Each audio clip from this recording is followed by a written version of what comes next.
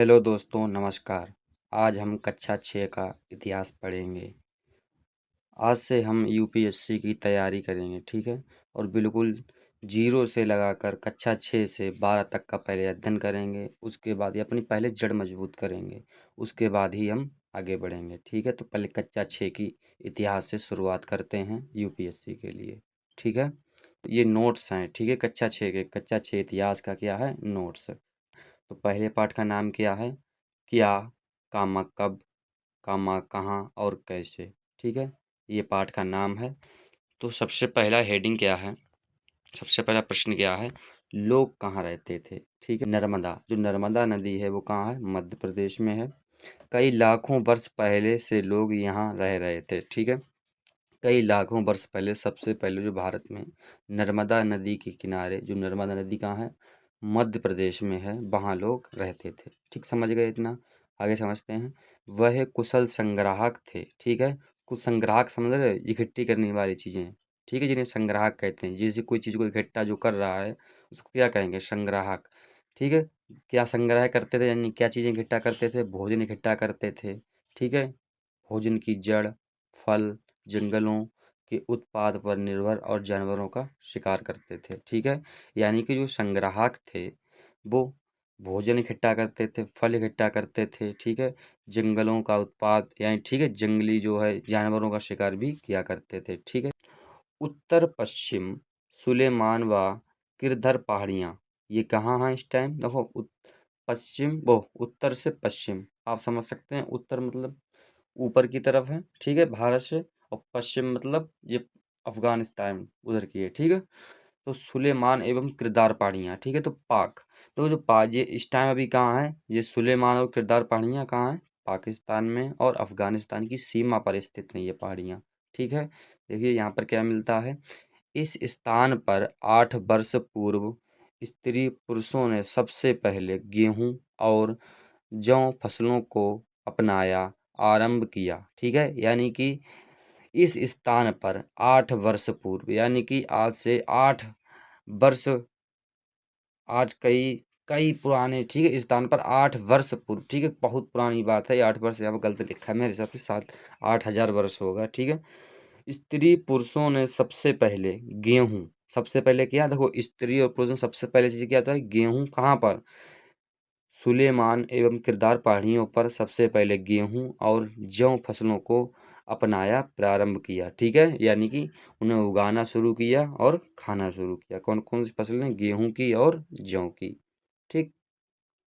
तथा भेड़, बकरी, गाय, बैल को पालतू बनाया और गांव में रहते थे, ठीक है। सबसे पहले भेड़, बकरी और गाय को पालतू बनाया गया, ठीक है।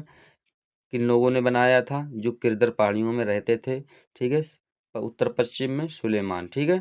वहीं के लोगों ने भेड़, बकरी, गाय, बैल को पालतू बनाया था, ठीक। समझ गए आप लोग। आगे देखते हैं।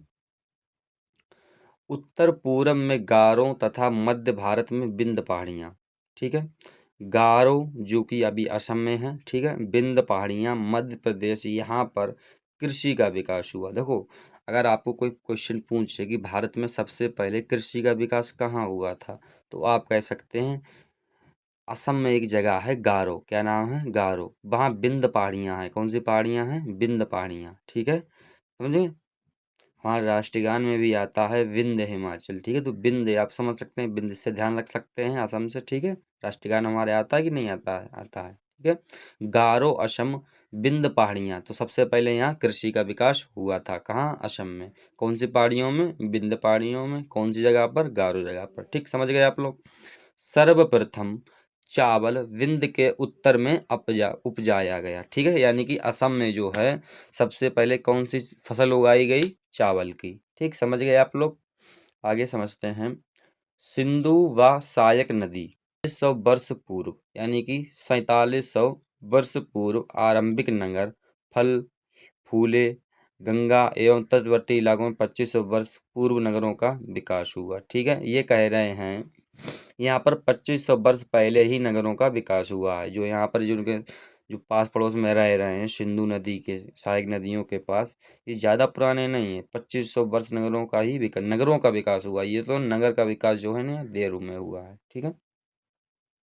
गंगा व सोन नदी, गंगा में दक्षिण में प्राचीन काल में मगध की स्थापना। ठीक है, देखो भाई, मगध जो राज्य था वो किस नदी के किनारे था? गंगा नदी व सोन नदी के किनारे। ठीक है, गंगा के दक्षिण में प्राचीन काल में मगध की स्थापना। ठीक है, समझ गए? यानी कि जो मगध जो था राज्य वो किस नदी के किनारे था? गंगा नदी के किनारे। ठीक, समझ गए आप लोग? देश का नाम देखो, हमारे देश का नाम जो है कैसे पड़ा? ठीक है, यानी इंडिया और भारत, हमारे संविधान में मान्यता है हमारे देश में देश की दो ही नाम, हमारे देश को दो ही नाम से पुकारा जा सकता है। ये हमारे भारतीय संविधान में कहा गया है, इंडिया और भारत। ठीक है, कहा गया है। अब इसकी ये प्रथा समझते हैं, इसके नाम के पीछे क्या कहानी है, भारत का नाम इंडिया कैसे पड़ा या भारत कैसे पड़ा? ठीक है, इसके बारे में समझते हैं। इंडिया शब्द इंड से निकला है। किससे निकला है? इंड से।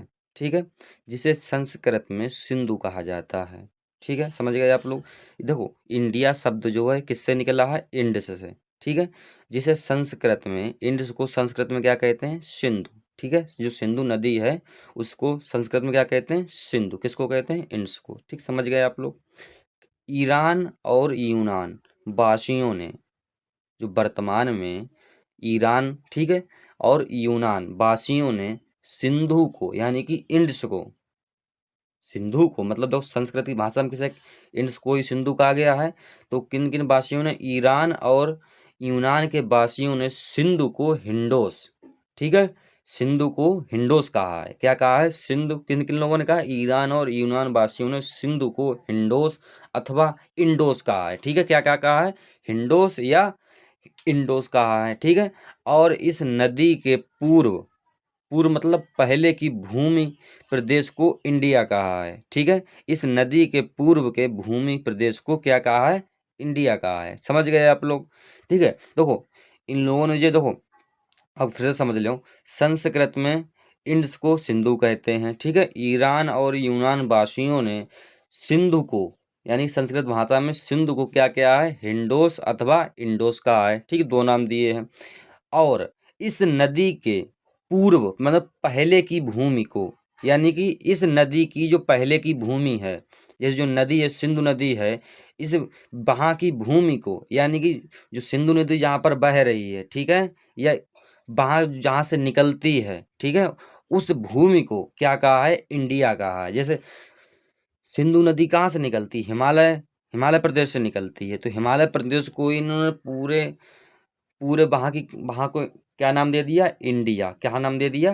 इंडिया। ठीक है, जो कि हमारे पूरे भारत के लिए प्रयोग होता है, इंडिया। ठीक है, जैसा कि आप लोग जान रहे हैं। ठीक है, अब तो इंडिया तो जान लिया, इंडिया नाम कैसे पड़ा हमारा। ठीक है, अब जानते हैं भारत नाम कैसे पड़ा हमारे देश का। भारत का नाम प्रयोग, भारत नाम का प्रयोग सबसे पहले उत्तर और पश्चिम में रहने वाले लोगों के एक समूह के लिए किया जाता था। उत्तर पश्चिम यानी कि समझ सकते हैं मध्य एशिया के लोगों के लिए। यानी भारत का जो नाम का उपयोग है वो किन लोगों के लिए किया जाता था? यानी कि मध्य एशिया, ऐसा सकते हैं उत्तर और पश्चिम में रहने, मध्य उत्तर और पश्चिम में रहने वालों के लिए कह रहा है, तो मतलब मध्य एशिया के एक समूह के लिए किया जाता है। जो मध्य एशिया में एक समूह था जो वहाँ रहते थे, उन्हें ही हम भारत, उन्हीं ही लोगों को हम क्या कहते थे? उनके ही झुंड को क्या कहते थे? भारत कहते थे। ठीक है, यानी कि भारत देश से आए हैं। ठीक है, इसका वर्णन ऋग्वेद में भी मिलता है। जो हमारे वेद हैं, सबसे पुराना वेद जो हमारी भारतीय संस्कृति में है वो ऋग्वेद में ही है। तो सबसे पहले ऋग्वेद में भी ये वर्णन मिलता है भारत के नाम पर। ठीक है, यानी भारत का जो नाम है वो ऋग्वेद में भी इसे प्रचलन है। ठीक है, यानी जो भारत नाम है हमारा बहुत ही पुराना नाम है, पौराणिक नाम है, और ये हमारे धर्म ग्रंथों में भी मिलता है। ठीक, आगे देखते हैं, अतीत के बारे में कैसे जानें। ठीक है, यानी कि अतीत मतलब जो समय गुजर गया है उसके बारे में हम कैसे जानें। ठीक है, यानी कि जो इतना हमें पता आजकल चल रहा है, ये कैसे हमें पता चला, कैसे कैसे, पहले तो लोग लिखना भी नहीं जानते थे, तो कैसे हमें पता चला, इसके बारे में बताएंगे। पांडुलिपि, पांडुलिपि तो किसे कहते हैं? पांडुलिपि किसे कहते हैं? ये पुस्तकें हाथ से लिखी होती थी। किससे लिखी थी? जो पुस्तकें हाथ से लिखी होती थी उसे क्या कहते थे? पांडुलिपि। समझ गए? जो पुस्तकें प्राचीन काल में हाथ से लिखी जाती थीं उसे क्या कहते थे? पांडुलिपि। ठीक है। और ये किस पर लिखी जाती थी? देखो भाई, पहले कागज तो था नहीं जो कागज पर लिखी जाती थी, तो यहाँ पे ताड़ के पत्ते, जो ताड़ के पत्ते होते हैं उस पर लिखा जाता था, या बुर्ज का पेड़ था। ठीक है। बुर्ज पेड़ का छाल से निर्मित, यानी जो बुर्ज पेड़ की जो छाल होती है यानी कि बकली, उसको जो पिराकर बनाते थे उस पर लिखा जाता था, या ताड़ के पत्तों पर या बुर्ज के पेड़ की छाल से निर्मित। ठीक है। इस पर दो दो जो थे साधन थे लिखने के। ठीक है। ये ताड़ के पत्तों पर लिखते थे पांडुलिपि, या बुर्ज के पेड़ का छाल से निर्मित। ठीक। यह भोजपत्र पर लिखी जाती थी। ठीक है। यह भोजपत्र पर लिखी जाती थी। समझ गए आप लोग? अंग्रेजी में इसके लिए मैन्युस्क्रिप्ट शब्द लैटिन शब्द मेनू, जिसका अर्थ है इन पांडुलिपि में धार्मिक मान्यता। पांडुलिपि मतलब समझ गए हैं, जो हाथ से लिखी गई थी उनको ही पांडुलिपि कहते हैं। इन पांडुलिपियों में क्या लिखा होता था ये बताया गया है। इन पांडुलिपि में धार्मिक मान्यता, व्यवहार, राजाओं के जीवन, औषधियाँ तथा विज्ञान आदि सभी प्रकार के विषय में चर्चा मिलती है। ठीक है। देखो, पांडुलिपि में किन किन विषयों में चर्चा मिलती है? धार्मिक मान्यता मिलती है कि हमारे प्राचीन काल में हमें हमें कैसे पता चला कि जो है प्राचीन काल में ऐसा होता था, कैसे वहाँ का व्यवहार होता था। तो ये हमें सिर्फ पांडुलिपि द्वारा ही पता चला है कि हाँ हाँ, प्राचीन काल में ऐसा होता था, भारतीय संस्कृति में कैसा व्यवहार होता था, राजाओं का जीवन कैसा होता था, राजा लोग कैसे रहते थे। तो हमें कैसे पता है इतिहास में? ये आपके प्रश्न मन में प्रश्न होता है, ये हमें कैसे पता चला, कहाँ से आए इसे? तो ये पांडुलिपियों से पता चला है। ठीक है। पांडुलिपि किसे कहते हैं? जो हाथ से लिखी गई थी। ठीक है। राजाओं के जीवन को कैसे कैसे लोग रहते थे इसके बारे में बताया गया है पांडुलिपि में। औषधियाँ, यानी कि जो हमारा चरक संहिता है पाठ। ठीक है। जो हमारी चरक संहिता है, ये पूरा आयुर्वेद जो है कहाँ से, जो कैसे पता चला हमें? ये हमारे पूर्वजों ने लिखा है धीरे धीरे। तो उन लोगों ने पांडुलिपि पर लिखा था, फिर धीरे धीरे इसका विकास होता गया और ये कागज पर लिख गया। ठीक है। तथा विज्ञान आदि विषयों के बारे में चर्चा भी मिलती है। ठीक। आगे देखते हैं।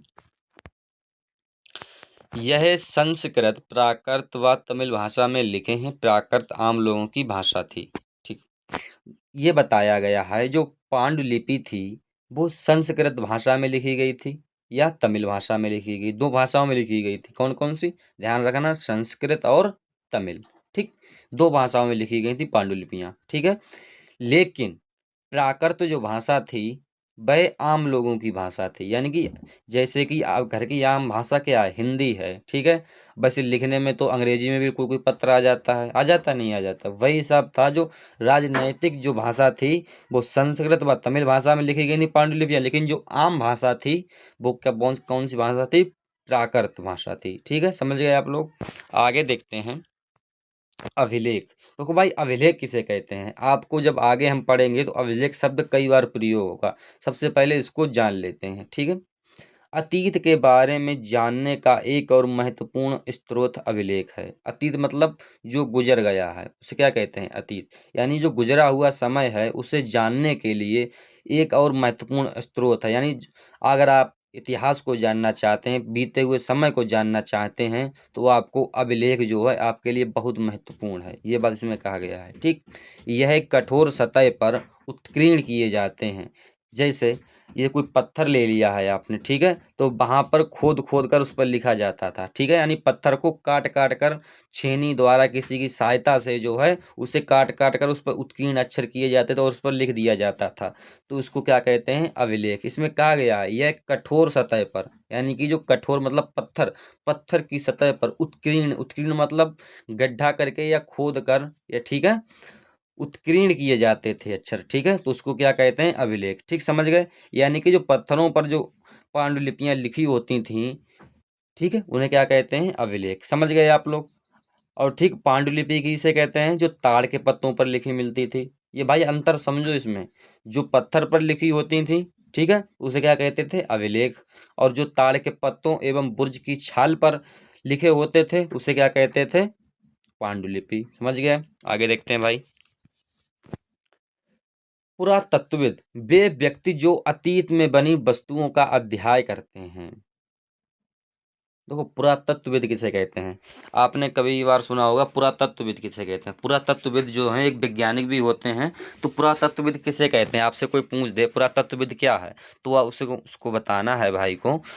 वे व्यक्ति जो अतीत में बनी हुई वस्तुओं का अध्ययन करते हैं, ठीक है, यानी कि जो गुजर गया है समय, उन वस्तुओं का अध्ययन करते हैं। जैसे कि पहले जो इंसान की मान लो खोपड़ी थी, उसका जो इतिहास के बारे में वैज्ञानिक जानना चाहते हैं, ठीक है, तो उन्हीं को क्या कहते हैं, पुरातत्वविद कहते हैं। ठीक, समझ गए। पत्थर व ईंट से बनी इमारतें, अवशेष, चित्र, मूर्तियाँ इत्यादि। इन्होंने बताया है कि जैसे पुरातत्वविद का क्या क्या काम करते हैं। तो पत्थर से ईंट से बनी इमारतों की जांच करते हैं कि पहले कैसे पत्थर गिरते थे, अवशेष मिलते थे, उनकी जांच करते हैं पुरातत्वविद। चित्र कहते थे, मूर्तियाँ, ठीक है, इत्यादि की भी चर्चा करते हैं, पुरातत्वविद में होती है। ठीक, समझ गए। आगे देखते हैं। इतिहासकार, देखो भाई इतिहासकार किसे कहते हैं, जो लोग अतीत का अध्ययन करते हैं, तिथियों का अर्थ, ठीक है, यानी कि जो लोग अतीत मतलब गुजरा हुआ समय का अध्ययन करते हैं, उनको इतिहासकार भी हम कहते हैं। ठीक, समझ गए। अब तिथियों का अर्थ समझ लेते हैं। देखिए तिथियां बहुत जानकारी हैं, आपको इतिहास अगर पढ़ना है तो अगर तिथियां नहीं जानेंगे तो भाई इतिहास आपको समझ में नहीं आएगा, गारंटी देता हूं मैं, समझ में नहीं आएगा।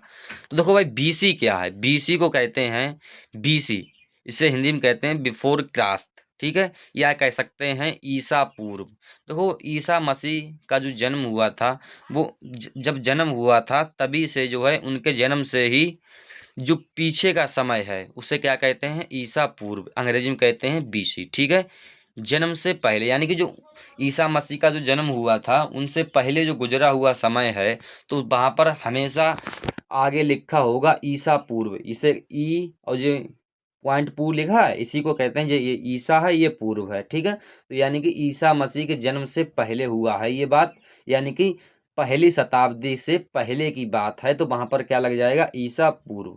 ठीक है, अगर ईसा मसीह जन्म के बाद है, जो ईसा मसीह जी का जन्म हुआ था उनके बाद अगर कोई घटना है, तो वहाँ पर खाली ईस्वी लिखा होगा, एडी। इसे क्या कहते हैं अंग्रेजी में, एडी। किसे कहते हैं, एनो डामिनी। क्या कहते हैं, एनो डामिनी। ठीक है, तो ईसा मसीह जन्म के बाद, समझ गए आप लोग। अगर ईसा मसीह जन्म से पहले हुआ है, ठीक, तो क्या कहेंगे, ईसा पूर्व। और ईसा मसीह के जन्म के बाद हुआ है तो सिर्फ ईस्वी लगेगा। ठीक है, यह ध्यान रखना। जैसे कोई आप सन लिखते हैं, 1690 ईस्वी लिखते हैं, तो क्यों ईस्वी क्यों लिखते हैं, ईसा पूर्व क्यों नहीं लिखते हैं। ईसा पूर्व इसलिए नहीं लिखते हैं क्योंकि भाई 1690 जो है पहली शताब्दी से जो है ईसा मसीह जी का जन्म हुआ, तो वहीं तक से पहली तारीख तो बहुत आगे है। ठीक है, ठीक है, 16 शताब्दी। अगर ये कह दें 1690 ईसा पूर्व, यानी कि जो ईसा मसीह जी का जन्म हुआ था उनसे 1690 वर्ष पहले की बात है ये। ठीक है, ठीक है, और 16 अगर ईस्वी लग गई है तो 1690 वर्ष बाद की बात है, यानी पहले की बात है। ठीक है, यानी पहले की बात है कि नहीं। तो आगे देखते हैं, कृषि का प्रारंभ कब हुआ। मेन चीज क्या है भाई, कृषि जो इस पृथ्वी पर कृषि का प्रारंभ कब हुआ। कृषि का प्रारंभ 8000 वर्ष पूर्व हुआ। ठीक, कॉपी में नोट कर लीजिए बिल्कुल। ठीक है, कृषि का प्रारंभ कब हुआ था, 8000 वर्ष पूर्व। ठीक, सिंधु सभ्यता के प्रथम नगर, ठीक है, सिंधु जो सभ्यता थी, ठीक है, वो कहाँ पर बसी थी आप लोगों को पता है, अभी आगे पढ़ाएंगे। ठीक है, देखेंगे फिर। सिंधु सभ्यता जो प्रथम नगर था, यानी सिंधु सभ्यता का जो प्रथम नगर था वो कब, कौन सी, कितने दिन पहले बसाया गया था। ठीक है, तो कह सकते हैं 4700 वर्ष पूर्व। 4700 वर्ष पूर्व, यानी ईसा मसीह जी का जन्म से 4700 वर्ष पूर्व पहले जो है सिंधु सभ्यता का नगर बसाया गया था। ठीक है, ठीक है, गंगा घाटी के नगर, गंगा घाटी के नगर ये कब बसाए गए, गंगा के घाटी के नगर। अब मैंने बताया था गंगा घाटी के नगर एक राज्य बसाया गया था, उसका नाम क्या था, मगध। शुरुआत में पढ़ाया था, क्या नाम था, मगध।